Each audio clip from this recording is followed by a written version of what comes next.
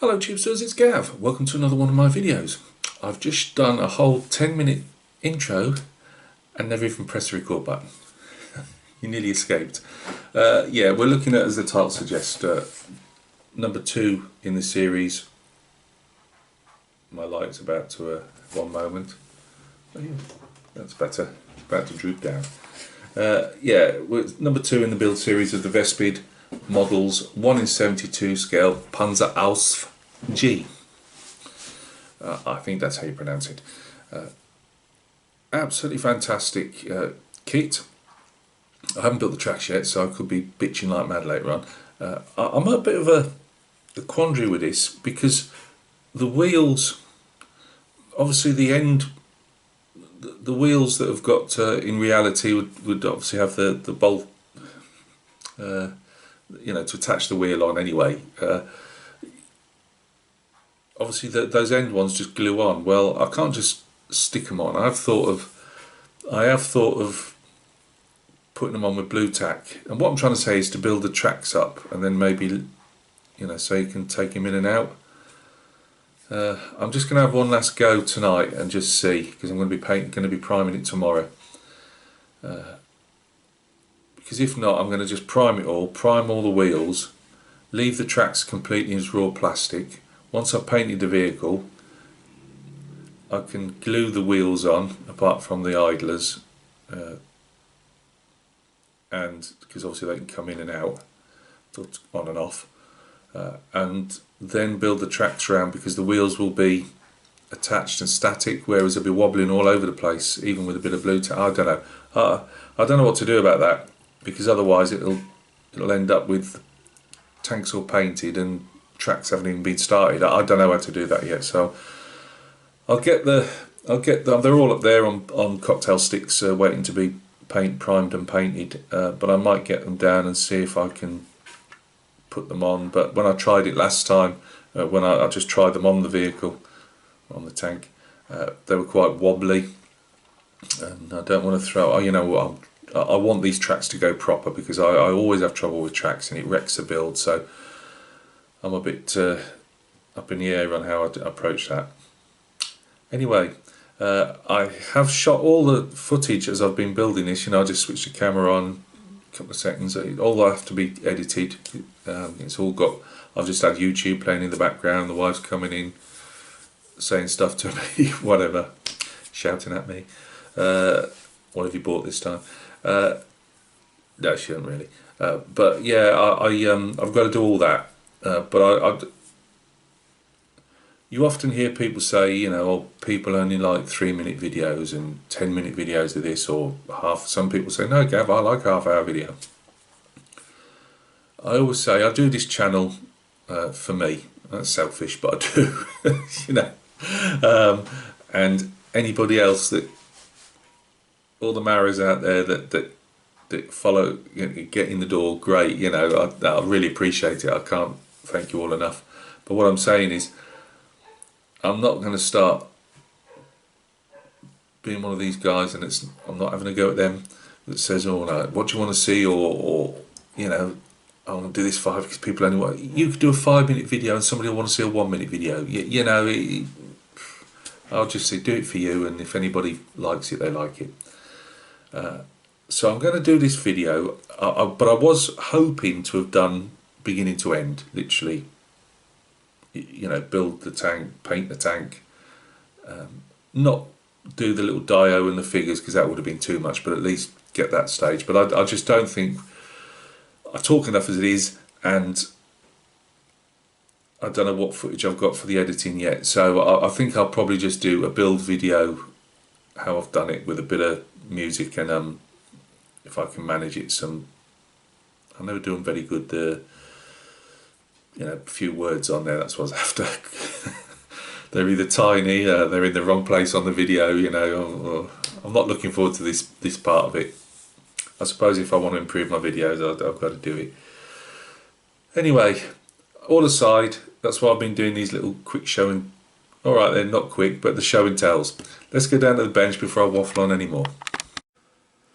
Right guys, here is the little fella. Let's get some more light on the subject. As I say, I can't speak highly enough of the kit. There's one bit that I've still got to do, as well as well, there's two bits that I've noticed before I prime tomorrow. As you can see, I've put one of the shutzen side skirts, whatever you want to call it. I've put one of the fasteners on there that they hang off. I don't even know if it's the right. You'll never even see it without magnification. I've had to use my magnifying glasses. You know, I've got some of those lenses you clip on, and they work really well actually. But even though they've got a CAD drawing, and I've gone looking at my Haynes manual for the Panther tank, absolutely fantastic. If you want to build a tank that Haynes, you know, that they've got a Haynes manual for, you should really get it, because I think you can pick them up for about 5 of the Panther tank ones, and it gives you a real insight into the tank and what you're looking at and what that little bit does, you know. But I just could not work out how these exactly fitted, and in the end I just thought, you know what, once they're painted over and they're in a dio, you're never even going to see the little tabs that go down and to the side. It's hard to explain unless you've got the kit, but there you go, there's a little tab. I've got it facing out there, but it might face it, I don't know, I was completely lost in the end. I just did my best. But what I've done is, one side or the other, let's see, maybe this side actually, because I've curled it up, I've bent this, so I've removed one of the shirts and screens, so it'll come back to about, we'll say about here. There it goes up there. So she's lost one of the screens on this side, and it's, so camera concentrates.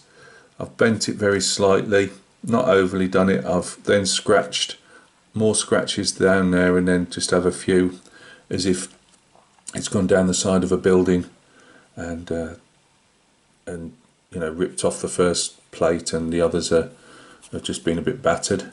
So that's going to be on the one side. So I only need the one. Oh, and I've put some plasticard in to show these little hooks, because normally the hook goes through, obviously. So I thought, well, if I put their holes, because I think they half expect you to literally hang them off these things, and there's no chance. There's some really good modelers out there, and you could do it, but I can't. So I'm just gluing it directly. When I'm ready, I'll glue it directly to the tank. But these little bits of plasticard, just put them in the holes and stick them up very slightly, and they look as if, when they're painted, they'll look as if they are the, you know, the pegs that they hold on to. So I've removed one shirts and screen from that side, and then the others I've done a lot more. So I'm going to have I'm going to have one removed from each side, done a little bazooka damage there. I don't know if that's necessarily in scale, but when a bazooka fires, like most of these hollow charge like projectiles, including to modern times, you only get a very small hole, because it literally squirting a jet of hot metal through.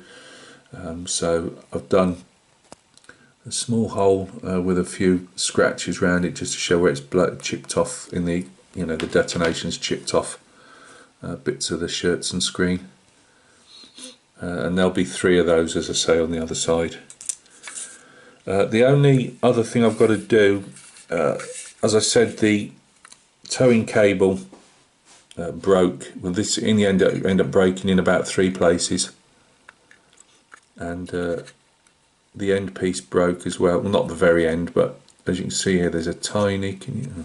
It's getting closer. I doubt it.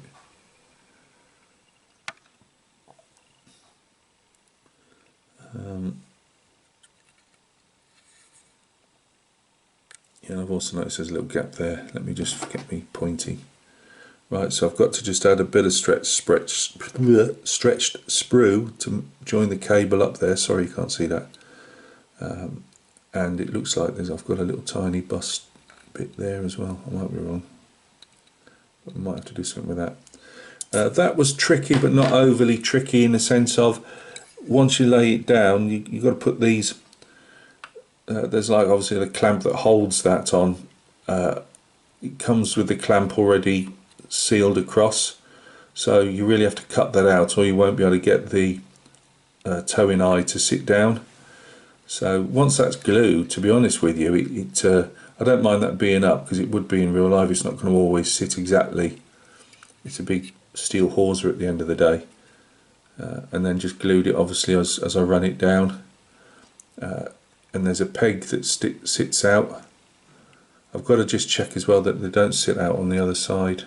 They do give you another short run cable which may go down the outside, but whenever I've seen it, that they don't show it in the instructions, so I left it off, and I thought, well, now we'll say that if it does carry one in normal life, we'll just say that it's been abandoned or whatever. They were towing some vehicle and they come under shell fire, and that was it. But I want to show the details as well.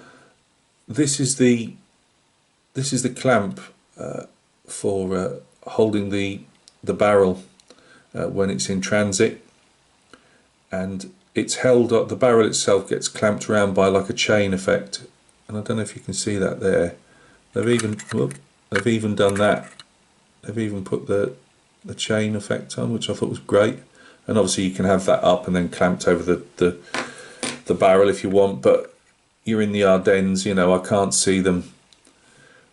I think was it called a roll barn? I suppose if they were back behind German lines moving up to the front, they might do, but I'm sceptical. You know, I could see them on a train having, you know, on one of those flatbeds going to the front. I could see them clamping them then, but anyway. So I've just done one hit on the glacier plate down there, nothing too big caliber or anything. I was a bit, again, scale and that I wasn't too sure, so I just, you know, I didn't know if it needed to be bigger, if it was a tank hit, and if it wasn't, we can say it's one of those small door knocker anti-tank guns that the Americans had. I wasn't sure if these were slightly overscale. I doubt it though, because Vespid have been really good. It's probably just me. They look slightly overscale, these bits that hold on the. I don't think was it a rain guard? I think it was a rain guard more than added armour, I believe. I might be wrong, or a splinter guard, one of the two.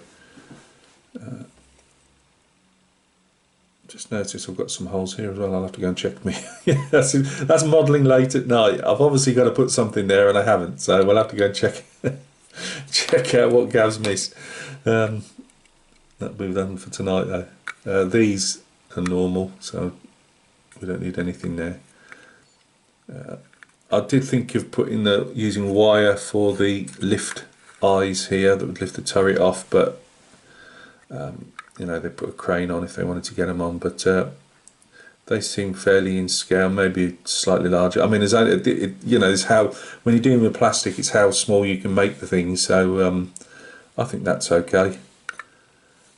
The vision blocks on the commander's cupola, whatever you want to call it, they just sit in really nice and sweet, and then the skate ring or scarf ring, whatever you want to call it, for the machine gun that it hasn't got. A lot of them didn't have the machine gun, and this was added at the factory, but it doesn't seem I think the MG34 that was supposed to sit on, I think a lot of the times it was more of a hindrance than a help, you know.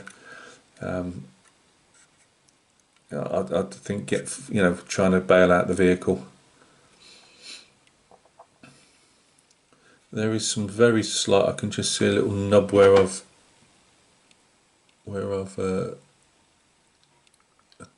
taken that off the sprue. Just see that bit there, but you've got to be really, I will try and work on that, but you've got to be really careful, because obviously in this scale things can break quite easy.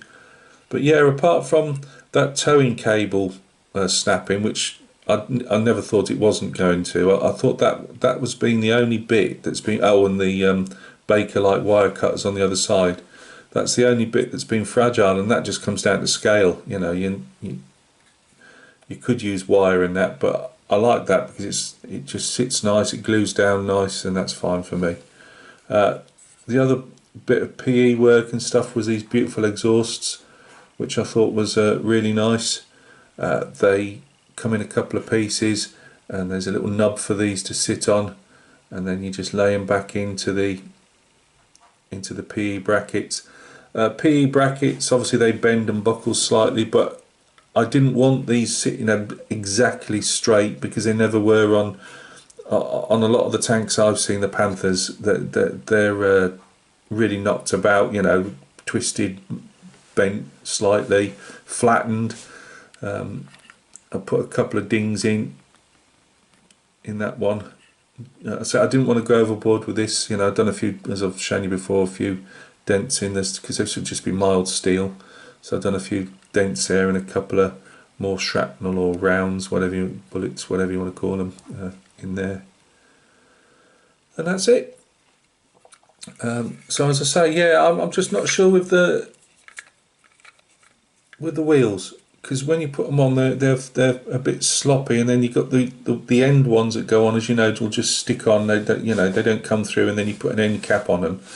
So I will try tonight and just see, once I've got to do those couple of bits that I've just mentioned, and I will put the wheels on and just see if they can stick fairly firm, which I don't think they will do, for me to attempt to put the tracks round, because I had intended to build the tracks up to a point where I could take them off, if that makes sense, with the idler wheels and that, and then obviously I can do the tracks at the same time and everything, and then it can all be put together. But I'm just a bit dubious, you know. As I say, I have such problems with tracks that I don't want to stuff this up, because it's been such a little morale boosting kit. You know, it's really been a really nice little project, and it's not finished, obviously. Not only have I got to paint it, and weather it and do all that stuff, but I've got figures for it coming. I joked in one of the comments, I believe, that I've got a load of metal tank riders and 3 metal crew to go in. I'm just worried how these suspension arms are gonna take the weight. I mean, I know the Germans had these multi-wheeled versions on their tanks to give them lower ground pressure when they were on, you know, obviously on the ground. If you had these interleaven wheels, they're supposed to give you a lot less ground pressure, which is good. But then obviously, as they found out, if you're in some real harsh climates with snow and mud, you get mud in the air, then it freezes, or snow and then it freezes, and obviously it seals the wheels up. So it is a good idea, but at the same time, it can cause problems. So yeah, there we go. Next time you see it, I won't, well, unless I have really problems with the tracks. Oh, please don't let me have problems with the tracks. I'll stick it all together and paint it, and then that's when you'll see the next, well, say stick it together. Yeah, stick it together, because the wheels will be on it and everything. Yeah, next time you see it, it'll be painted. But there might well be a video up if anybody's interested, just seeing how I put it together. Right, look after yourselves, guys. Thanks for showing interest in the little build. I really appreciate it. And look after yourselves, and we'll catch each other very, very soon on another video.